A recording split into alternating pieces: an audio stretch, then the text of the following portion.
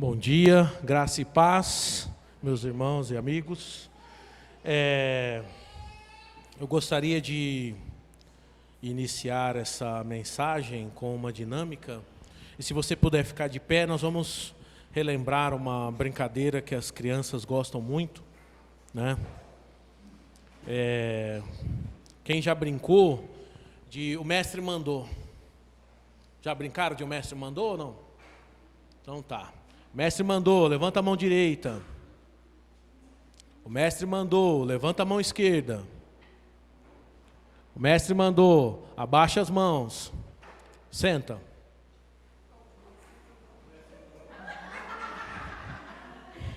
O mestre não mandou sentar, né? Sobraram poucos aí, ó. Atenção é tudo, né? Foi propositado esse senta, né? Porque a maioria ia tentar sentar mesmo, né? E assim, essa brincadeira, ela tem bastante verdade, e principalmente quando a gente traz para o campo espiritual, né? Então, a vida do cristão, você vê, o apóstolo Paulo, ele conseguiu resumir num versículo, nesses versículos 15 e 16, ele conseguiu resumir a vida do cristão, que é uma vida diferente. Vamos refazer essa leitura. Antes, seguindo a verdade em amor, cresçamos em tudo naquele que é a cabeça, Cristo. Dele todo o corpo, ajustado e unido pelo auxílio de todas as juntas, cresce e edifica-se a si mesmo em amor, na medida em que cada parte realiza a sua função. Então, assim, como que é a vida do cristão? É uma vida baseada na verdade. Flávio, mas na verdade, que verdade que é? Hoje nós vivemos um período em que a verdade é relativizada, né?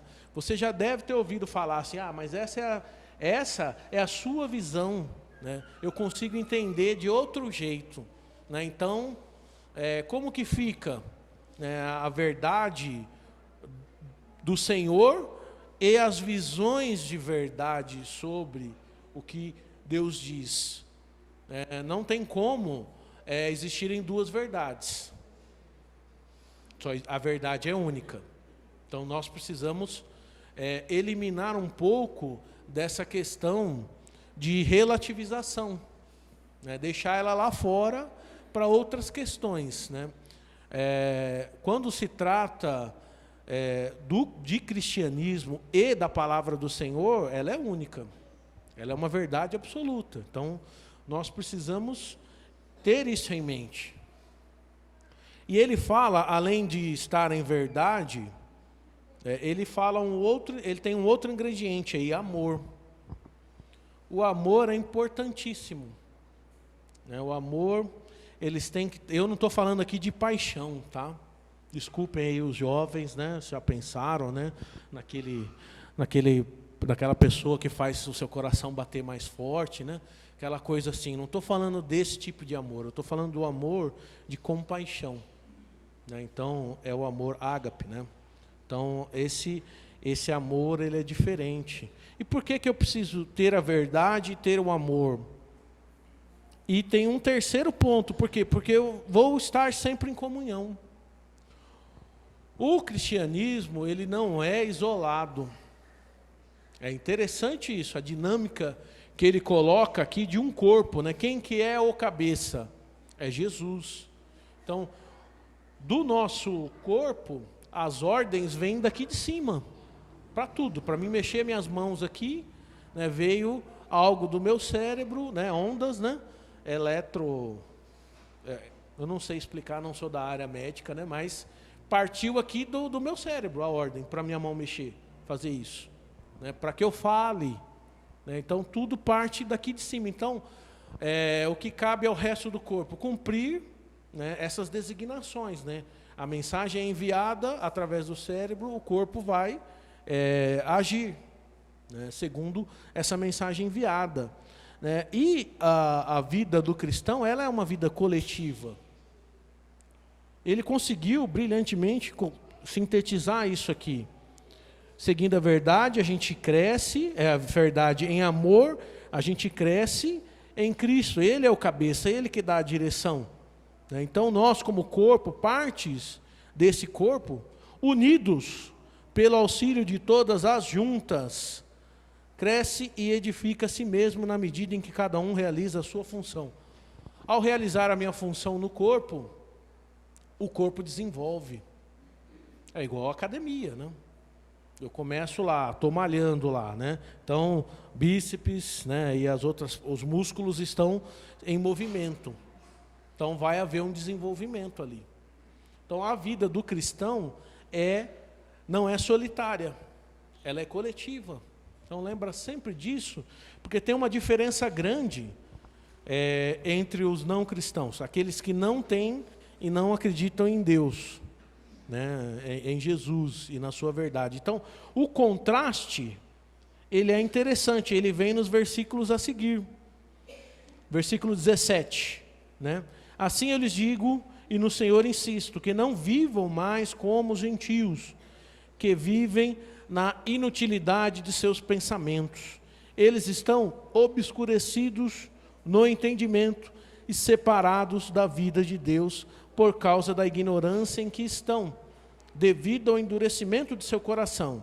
Tendo perdido toda a sensibilidade, eles se entregaram à depravação, cometendo com avidez toda espécie de impureza. Então existe uma diferença de quem não é cristão.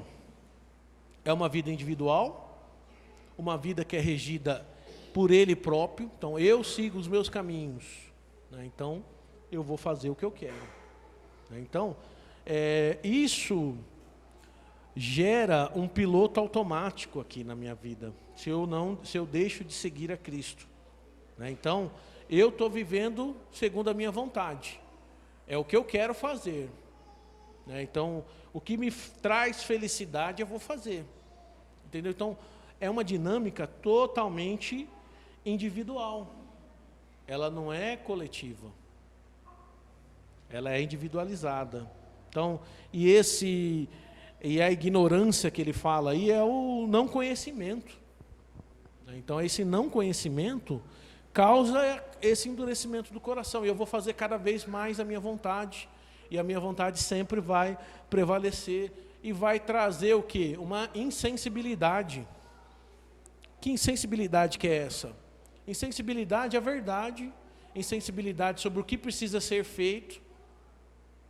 Insensibilidade sobre quem rege a minha vida, e isso vai trazer as consequências do pecado sobre a minha vida. Então há um contraste aí. Nós falamos sobre o cristão, que ele vive a verdade em amor e em comunhão, e ele cresce quando ele exerce a sua função, né? Ele se sente útil. Tem um termo aí que coloca aí, inutilidade dos seus pensamentos, né? Então, esse é o contraste, e nós temos que viver essa diferença, e em todo esse capítulo ele vai falar sobre isso. O apóstolo Paulo, ele foi realmente usado por Deus, e nós precisamos sempre estar em contato com essa verdade.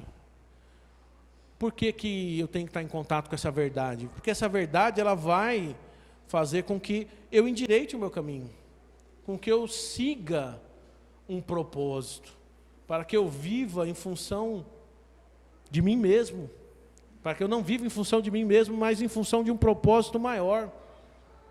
Então assim, passa a fazer sentido. Então, essa vida diferente é uma vida comunitária.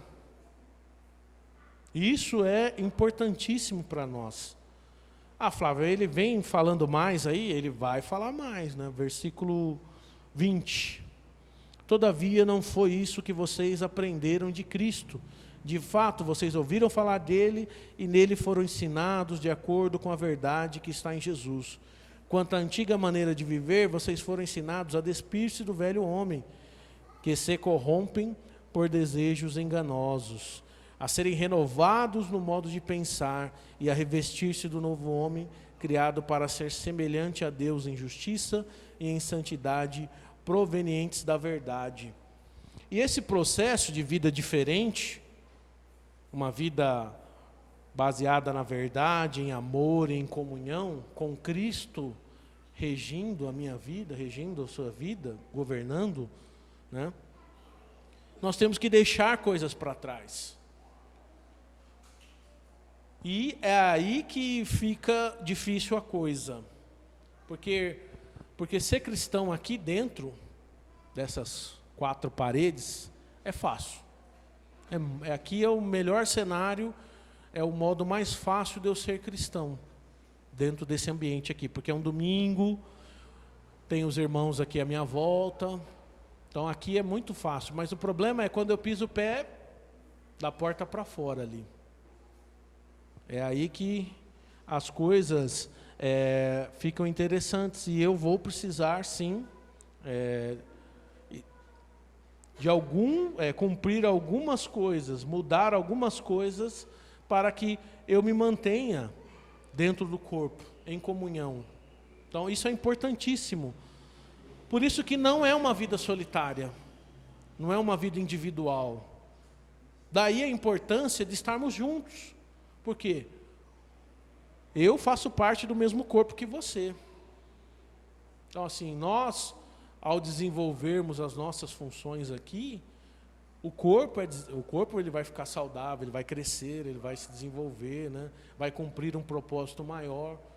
E agora, se eu não venho, se você não vem, nós não vamos estar cumprindo esse objetivo e esse propósito maior. Então aí eu vou cair no campo do individual.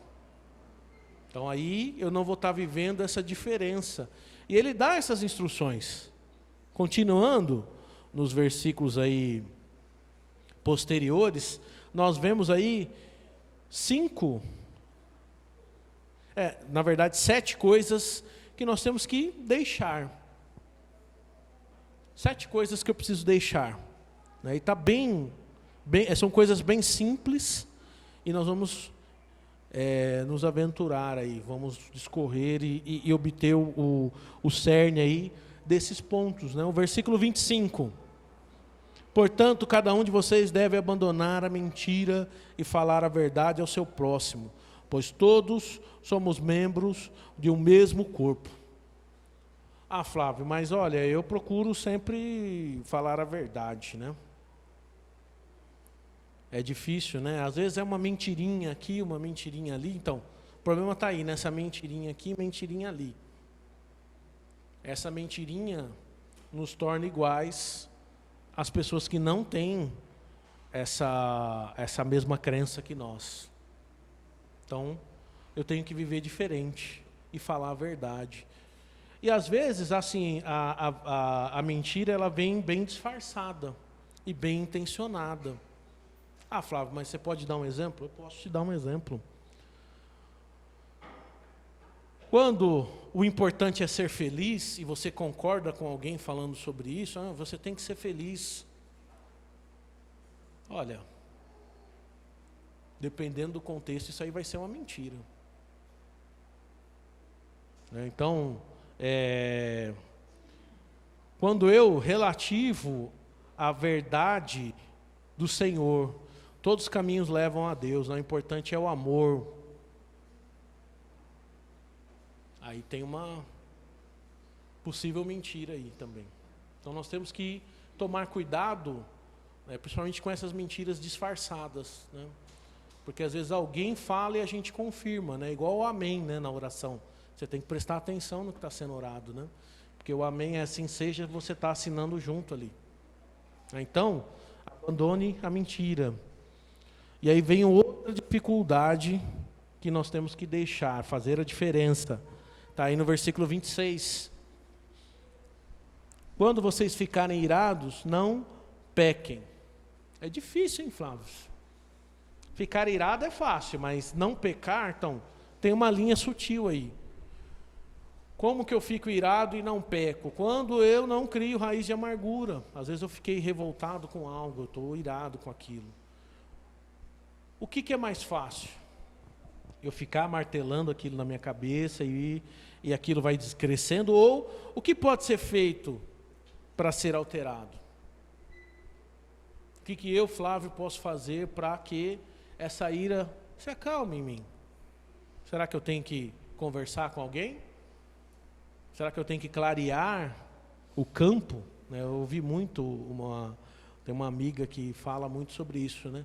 Que de tempos em tempos nós temos que clarear o campo, limpar o campo.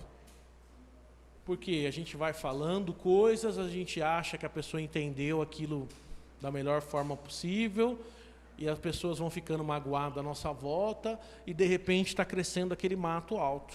E a gente não consegue nem ver a pessoa que está do nosso lado, porque nós não limpamos o campo ali. Criou-se raízes de amargura. E essas raízes de amargura é que trazem o pecado na nossa vida. Por quê? Porque aí eu vou começar a destilar o veneno, eu vou começar a contaminar quem está à minha volta, e aquilo vai atrapalhar a minha vida e a vida de quem está à minha volta. Então, por isso que eu devo abandonar e viver diferente, né? E o versículo 27, outro ponto que eu devo ser diferente. Não deem lugar ao diabo. Nós precisamos estar atentos, porque às vezes nós nos colocamos em risco. Nós sabemos que tem um campo minado ali, e às vezes nós desafiamos esse campo minado. Não, eu vou conseguir, né? Que campos minados nós teríamos hoje? Falar sobre política. Hoje é um campo minado. E aí, porque nós não temos controle sobre o que a pessoa está entendendo, qual que é o nosso posicionamento, e os ânimos estão à flor da pele.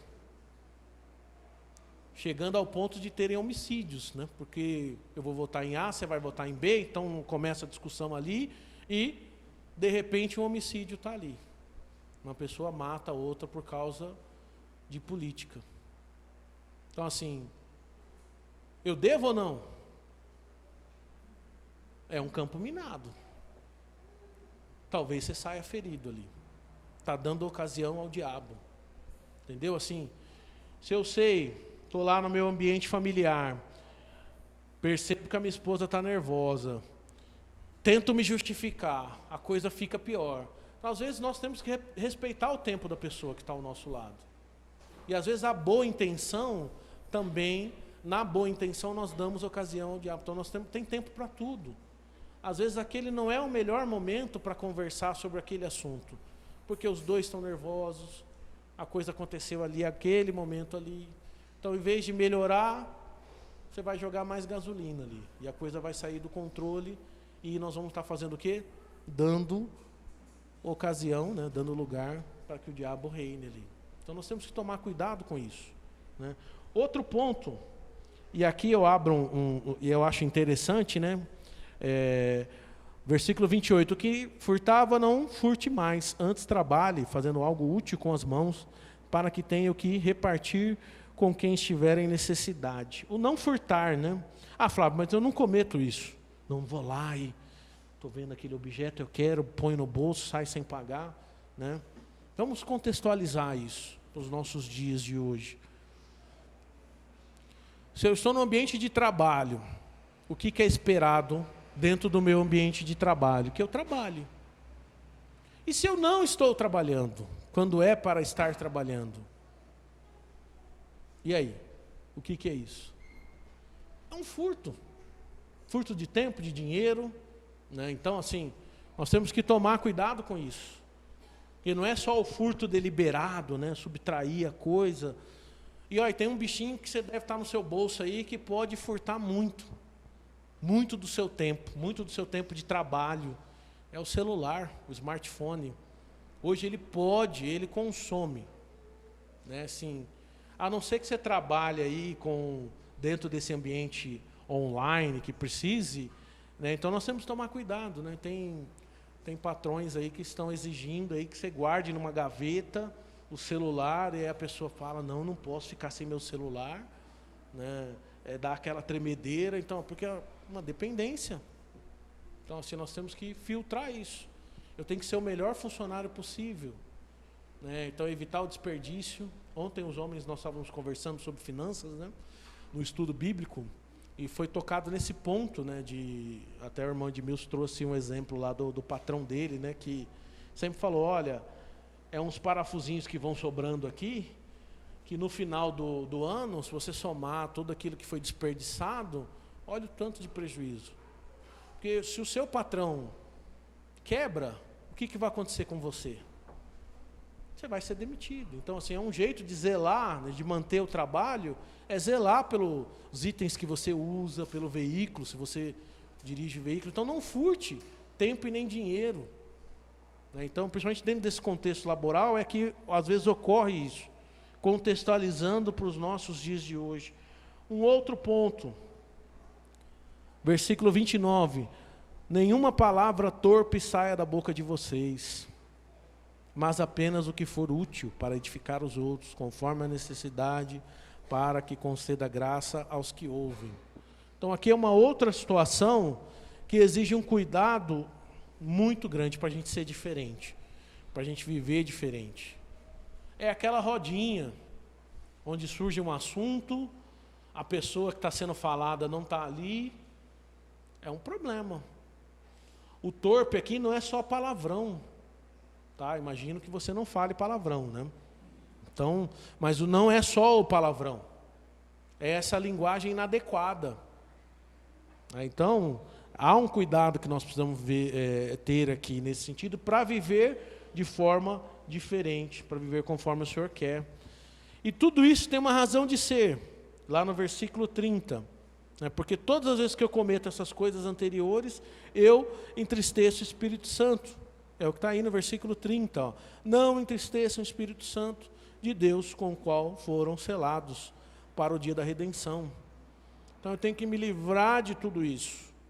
Amargura, indignação, ira, gritaria, calúnia, bem como toda a maldade. Então assim, viva diferente, porque é isso que está aí no meio. Imagine a seguinte situação, estão falando mal do chefe, a rodinha está lá, é meia dúzia de pessoas ali, descendo a lenha no chefe, no gerente, não sei o que não presta, e você está lá com a sua boca fechada, trabalhando. Você está sendo diferente. Pode ser taxado como o Caxias, né? Como aquele puxa-saco, né? Então pode. Mas é melhor você estar em paz com quem? Com aqueles da rodinha ali, que estão conversando? Ou com Deus? Lembra sempre disso. Quando eu for, até vi numa rede social, um pastor falando sobre, eu achei muito interessante. Quando você for fazer errado, né, quando alguém vai fazer alguma coisa errada, ela olha, né, vê se ninguém está vendo, né, e faz, né. Mas nós cristãos temos que olhar para cima, né. Você pensou em fazer algo de errado, opa, tem alguém vendo, sempre tem alguém vendo, que é o Senhor. Então eu tenho que me cuidar disso e viver diferente. Que o Senhor nos abençoe. Talvez você enfrente desafios aí, mas saiba que você não está sozinho. Essa vida diferente tem muitos diferentes seguindo. Então é melhor estar com os diferentes, com os seus irmãos em Cristo, do que estar numa batalha sozinho, individual. Então por isso que Deus, na sua infinita sabedoria, Ele estabeleceu a igreja, Ele estabeleceu esse tempo de comunhão, que é tão importante, onde nós nos aperfeiçoamos, onde nós servimos, louvamos e desenvolvemos a nossa fé, o nosso caráter. Então assim nós somos transformados. Que o Senhor nos abençoe.